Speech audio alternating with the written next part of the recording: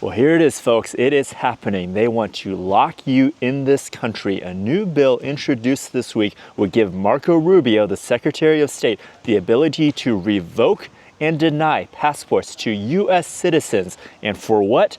For what you think and for what you say. Introduced by the chair of the House Foreign Affairs Committee, Republican Brian Mast from Florida. Of course, they couch it as this is for terrorists and for traffickers, but we know that's not true because this is the exact same line of logic that they use to strip students and to arrest green card holders. So all of the pro-Palestine protesters at Columbia, across these other universities, where they stripped their student visas, where they arrested people like Khalil Mahmoud just for exercising their First Amendment speech for protesting the genocide. Now they want to do that same thing without due process to U.S. citizens. They want to strip your passport or to deny your passport application for things that you have said. And what they're going to do is they're going to say that you have provided material support to terrorism based on the things that you have said. But the difference is they would have to prove that in a court of law if they were to charge you under terrorism laws. Under this bill, they just accuse you.